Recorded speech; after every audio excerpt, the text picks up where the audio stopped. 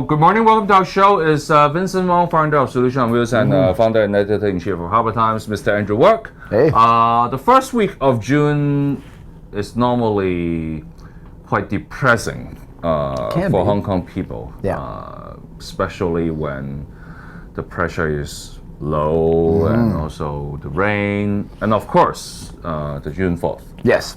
The June 4th. Yeah, absolutely. And this year, the June 4th candlelight gathering in Victoria Park got a little bit controversy. Yeah. The university students didn't want to go anymore. The Joint University Student Association quitted from the organizer. Yeah.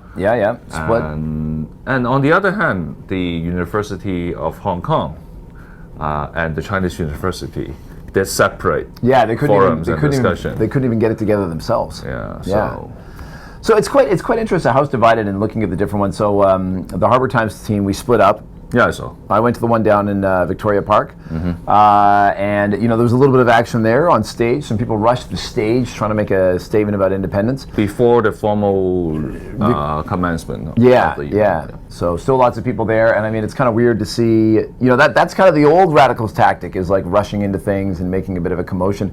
But now somebody's using it on them, which was a bit of an odd one to see. Well, still they are not getting up to the stage during the ceremony. During the actual ceremony. So it was like protest, but restrained in some respects. Yeah.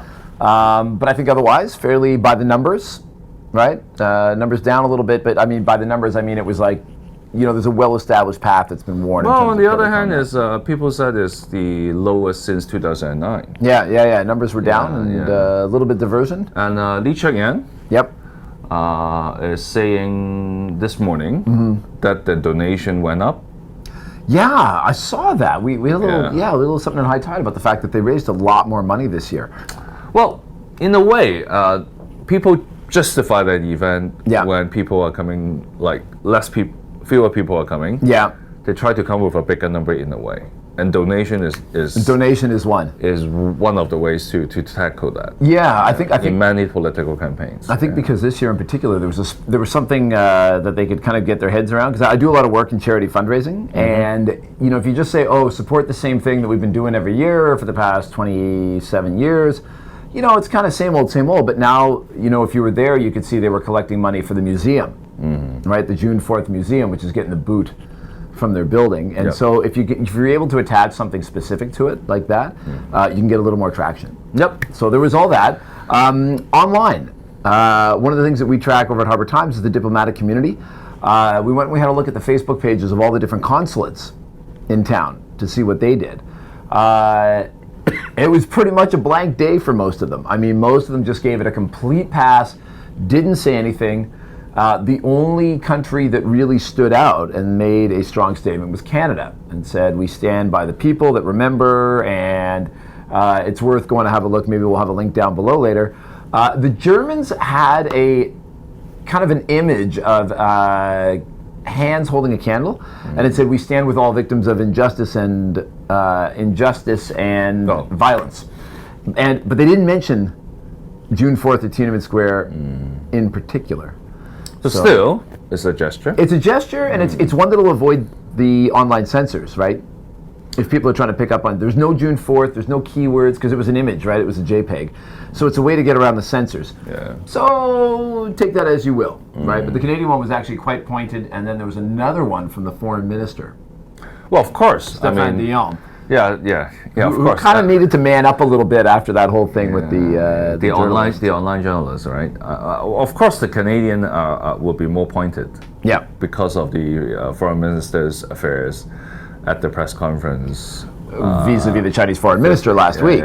Yeah, and so that was very much in the news. But also, there's a million Chinese in Canada. Well, having said that, I know the Canadian would be not pleased to see how the foreign minister responds. Yeah. But on the other hand, I mean, I go both ways. Yeah. The journalist is not asking the right questions. Right. Yeah, I think that's the problem too. Okay. I mean, because from the facts of the case. Right. Yeah. So now we're talking about the Canadian Amanda Connolly. Yeah, from the facts of the case. Foreign Minister. Yeah. I think the journalist quoted the Causeway Bay bookstore.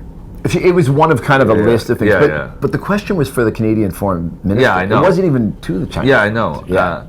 That's the tricky part. Yeah. If he faced the foreign ministers of China, then actually the minister can have a chance to explain that her question has some factually incorrect content in it. Yeah. But if you're talking to a Canadian diplomat, then then he won't know. I mean, because her question was essentially, given all this, why do you want to be friends with these guys? Now, I'm heavily paraphrasing. Yeah. So that was quite a bit, and then the Chinese. Yeah, but the point is that most items on that list is not even factually correct. She tweaked the wordings a little bit. Well, she just kind of put them in a list like, given this incident and that incident, and you got this Garrett guy locked up, and the booksellers incident. I don't think she really talked about the facts of each case. Yeah, but the bookseller incident is actually I think as a foreign minister, right, having an explanation to all these things, is always in his pocket. So I think she was careful not to ask him something he was prepped for. Yep, I see. So anyway. A little bit of a segue from our main topic, but anyway, from a solution point of view, seriously, I do think the students in Hong Kong have a point. I mean, how the candlelight dinner helps Hong Kong and the mainland to progress in a democratic manner. Yeah, that was their focus of their events, was how can we use this to progress our mission. I think if the older generation are not very happy about what they are being accused of, I think that the best way forward, the solution, is actually try to learn, understand, and communicate with the next generation rather than alienating them. I mean, criticizing them, and then writing article harshly criticizing them. I mean, I don't think this is right. I mean, this is not how you talk to the next generation. Right? I agree with that. I would say here's. And if you want them to be in rather than to be out, you need to earn their respect and trust and all that, and not to push them away. I mean, what they are doing is pushing them away. You attract, not the right solution. You attract bees with honey and flies with shit. So that's the way it goes. So here's a solution. If the students want to have the discussion about how they can use June 4th to advance their cause, they did it in kind of a seminar format. Why not run that during the daytime and just say the evening is not about finding solutions, it's just about remembering, right? We have World War I, World War II remembrances, not because we're trying to find a solution to anything anymore, but because it's worth just remembering. I actually put two sides together.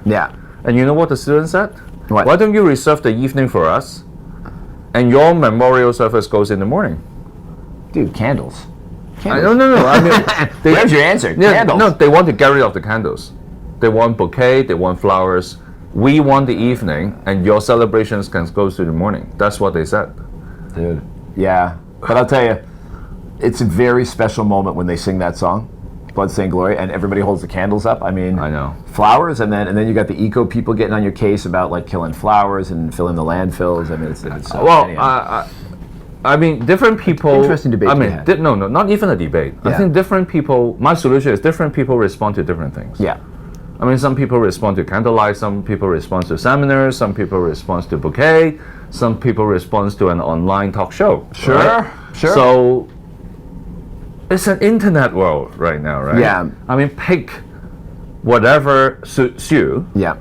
And you cannot even force any people to go into your way. So I think it's a pluralist it's a pluralist society now. There's a lot there's a lot of different ways to do it, and I guess just to close out, I do it the Australian way. They party all night long to remember Anzac Day until the dawn.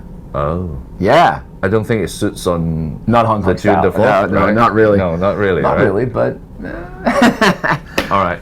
With that, those are some solutions. With that, I have to thank for the great work by Mr. Andrew. Hey, you're always looking for great solutions, Vincent. All right. See you next time.